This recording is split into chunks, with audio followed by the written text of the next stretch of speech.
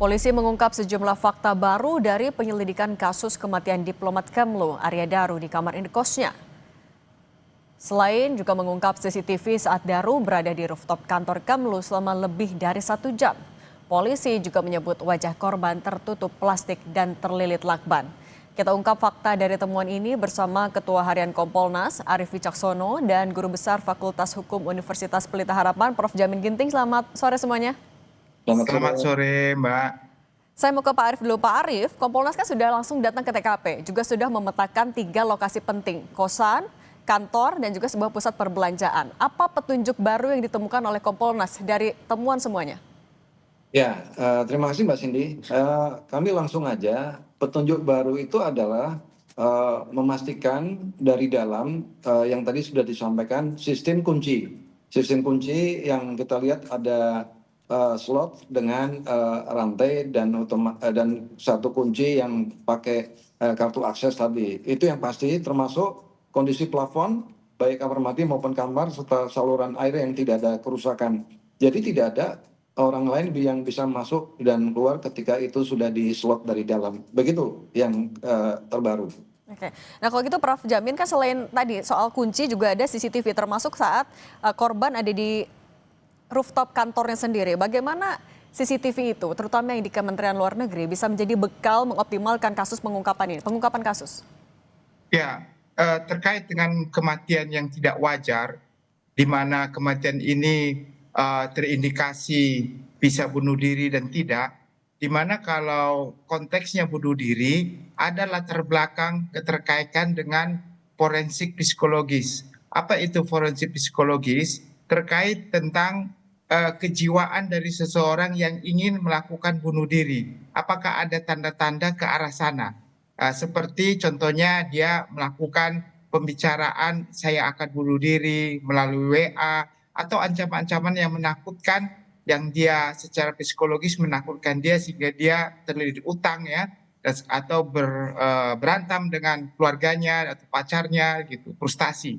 Tetapi kalau itu tidak ada, tetapi yang ada adalah rekam jejak digital dia pernah menjadi saksi di Jepang dalam suatu persidangan di mana itu terkait dengan perlindungan perdagangan orang ya atau perdagangan manusia TPPO.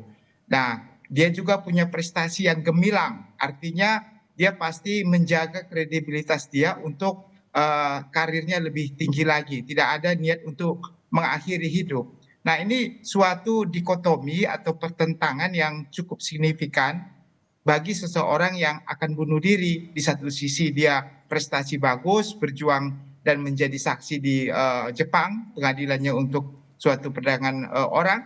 Jadi saya kira penyidik tidak boleh terlalu cepat untuk menyimpulkan kalau ini adalah kasus bunuh diri. Lebih baik dicari dulu terkait dengan forensik psikologis terkait orang ini datanya seperti apa.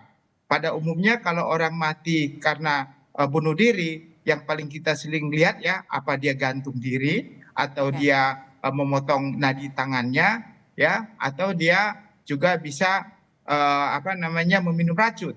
Tetapi dengan lakban di sekujur tubuhnya dan juga ada plastik seperti itu, ini kalau menurut saya lebih harus dipastikan lagi terkait hubungan antara pekerjaan. Nah itu soal harus dipastikan lagi Pak Arief. Dari hasil fakta terbaru kan ditutup plastik dan juga ada lakban. Apa hasil lab for sudah ada belum?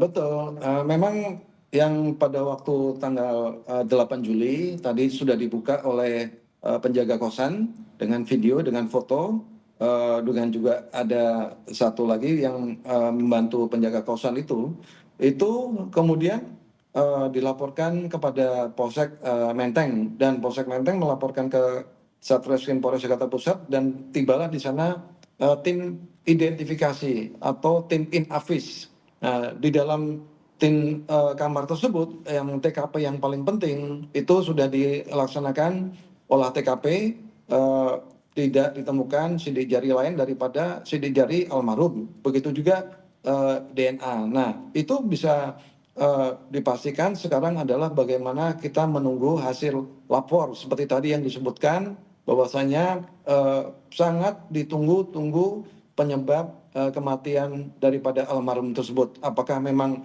hanya sekedar kehabisan napas atau mungkin ada sebab lain. Nah, inilah yang sedang ditunggu ketika kami setelah dari TKP, kami mendapatkan paparan dari tim Ditkrim Polda Metro Jaya. Ini sedang dilangkahkan untuk menunggu hasil daripada. Tapi Pak Arief, kalau dari kesimpulan sementara yang sudah dikumpulkan oleh Kompolnas, sudah bisa diketahui penyebab kematiannya juga, Pak? Kalau disebabkan kematian adalah karena kehabisan nafas. Kehabisan nafas yaitu kepala korban ditutupi plastik sebelum ditutupi lakban. Itu, Mbak. Oke, untuk dugaan motifnya juga sudah bisa diketahui oleh Kompolnas, Pak, untuk sementara ini? Nah, motif ini motif karena menyangkut privasi daripada korban almarhum dengan keluarga itu kami serahkan kepada penyidik, ya, kepada penyidik karena itu menjadi ranah daripada penyidik Ditkrim Polda Metro Jaya. Begitu, Mbak Cindy? Kalau untuk satu ponsel yang masih belum ditemukan, Pak, informasi yang diketahui Kompolnas bagaimana?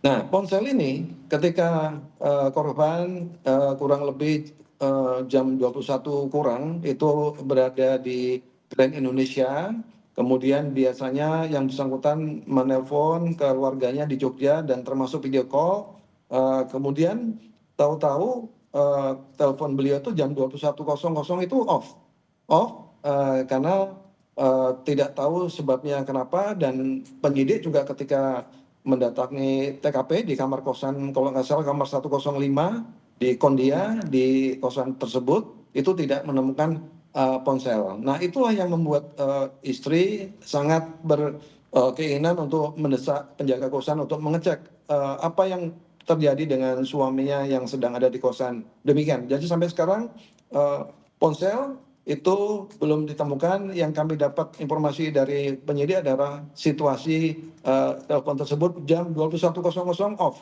atau mati. Oke, tapi Pak Arief, kalau dari Kompolnas apakah sejauh ini artinya menduga tidak ada keterlibatan orang lain dalam kasus ini?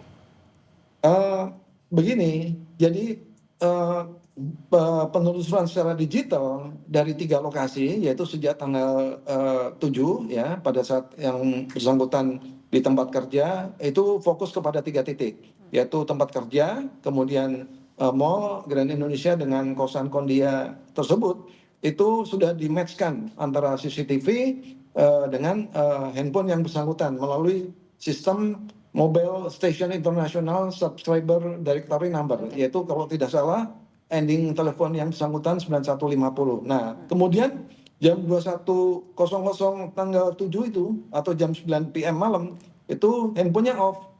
Ini yang tidak tahu, maksudnya belum ditemukan handphonenya sampai saat ini. Oke, kalau gitu Prof jamin dengan beberapa fakta yang tadi disebutkan oleh Pak Arief, apa yang harus tidak boleh dilewatkan oleh polisi dalam mengungkap kasus, terutama dalam menentukan penyebab kematian, motif, dan lain-lain dalam kasus ini?